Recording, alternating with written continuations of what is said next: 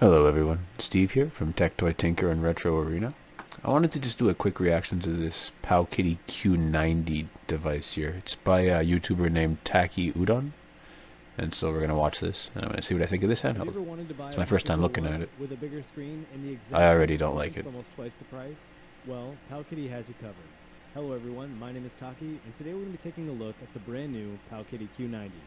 The Q90 is powered by an F1C 100S with a clock speed of around 700 megahertz and 32 megahertz. I don't even need to finish watching this video to tell you not to buy this device.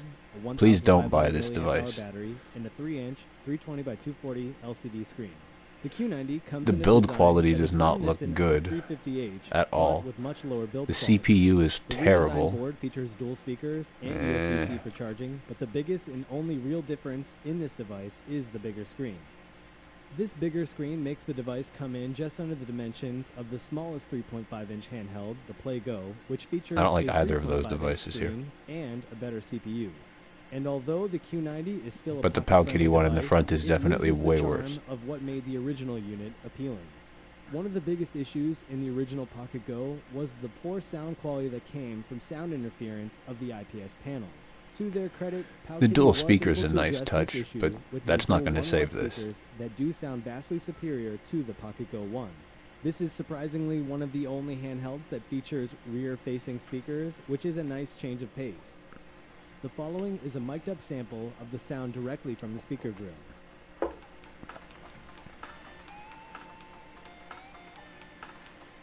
Cool.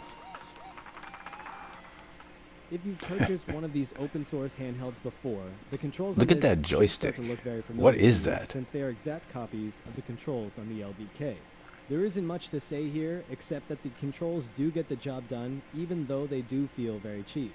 We do, however, keep the volume slider from the original Pocket Go 1, but we do get a redesign in our shoulder keys that remain to be a single pair. The shoulder buttons look This okay. is actually not a problem, since the chip that powers this really isn't strong enough to run the games that require dual shoulder buttons. That back door on the back looks very weird though. I don't really like that. This features our single SD card slot, which is a little disappointing in an era where almost every device that is released features dual slots, but it is to be expected since the original unit that this cloned only had a single slot. I don't know if this exists in all units, but the back panel in my device bulges out a little bit from the back, and this is something that I wouldn't expect at this price point, so that's a little unfortunate. We are, however, able to swap out the batteries on this device with a standard Nokia cell, which is something that wasn't possible. It's got a with the Nokia original phone Pocket Go. battery. That's kind of I did awesome in its initially own do way. a teardown of this device to verify that this was in fact a Pocket Go 1 clone, but it's a huge pain to put this back together, so I won't be doing it in this video. Suffice to It's kind of hard say, to believe this there's is still a using the place for those in exact same chip that's 2021. in the I haven't Pocket seen Go one up 1, close but really with since new I board think redesign. This device probably also runs on the 2004, exact 2005. same firmware as the Pocket Go 1, and I've had no issues testing out this unit Oh, using that the menu, latest though. Pocket Go 1 firmware. How did they One thing make that something isn't that really looks easy to capture worse on than camera is GX the menu from inconsistency Dingus? of the backlit display, and I don't this is understand. something that I noticed on the first few minutes of using this device. Whenever you're playing a game that goes to a black screen, you will be able to notice that there is a vignette on this panel that results in the corners looking If it sounds like I'm darker than hating the on this center, and I device, personally that's because I find this to am. be super annoying since the I don't bigger see a screen is purpose in one of this the only device, selling like points at on all. this device. Beyond this, the panel in this device is slightly darker than the one on the It's like a Pocket Go 1. really If we do a poor, quick unappealing comparison of the switch. viewing angles of these two devices, you can get a better idea of what this thing looks like compared to the one that it copied. I do have to say that the screen in the Pocket Go 1 looks much sharper than the one in the Q90, along with looking more vivid. I want to go back to the software that this ships with, since I've seen other people talking about the amount of ROMs that this ships with as if it was a selling point to justify the cost. While this device does come with a lot of ROMs, they are by no means all real games or games that are all in English. If we take NES for example, you can see that there are many fake ROMs in this collection, especially with Super Mario Bros. 14. But to be honest, I don't think Chinese I wouldn't manufacturers work can on even this tell the device difference if it was between real given and to me fake for games at free, this never point. mind paying Beyond this, $50 and on the it. fact that many of the ROMs I are would only straight in up Japanese, decline if they you have offered to deal send with me this. several There's issues no with way. the emulators that are shipping on this device, since they seem to be using outdated versions in several instances that lead to games being completely unplayable.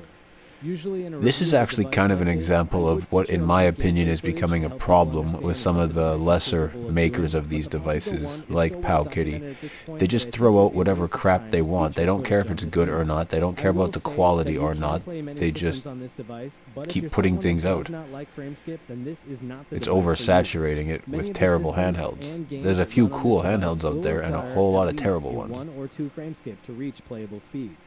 This is less of a problem with GB, GBC, Now, Genesis, not having used NES, the and the like, RGB10, I but can't the comment majority on of that. But from the PS1, PowKiddy X GBA, devices and that I've SNES used, games will require and now you to seeing enable this, frame they skip. make a lot of bad This really wouldn't devices. be a problem if we were still in Gen I do 1 hear the without other RGB10 is choices, good, but what there that are means so to many me good is that they choices out made a there bunch right of now bad that it just devices seems and then one or strange to two pay good ones. $50 for a device that doesn't even come close to performing as well as the cheapest I think I'd rather GBC just go with device, Hard Kernel or the Pocket Go. Anbernic at that The point. last saving Their grace of track this record is device much would better. have to be whether or not they were able to fix the screen tearing issue that is still present in the original Pocket Go 1.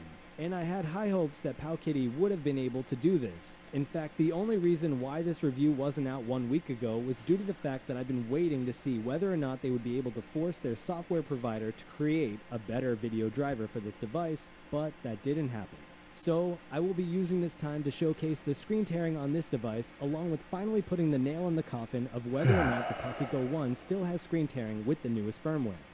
We are going to do this by testing a game whose only function is to display alternating colors at exactly 60 FPS. As you can see, the image on screen shows clear signs of screen tearing, and this is a direct result of PowKiddy copying the terrible video drivers from the original device.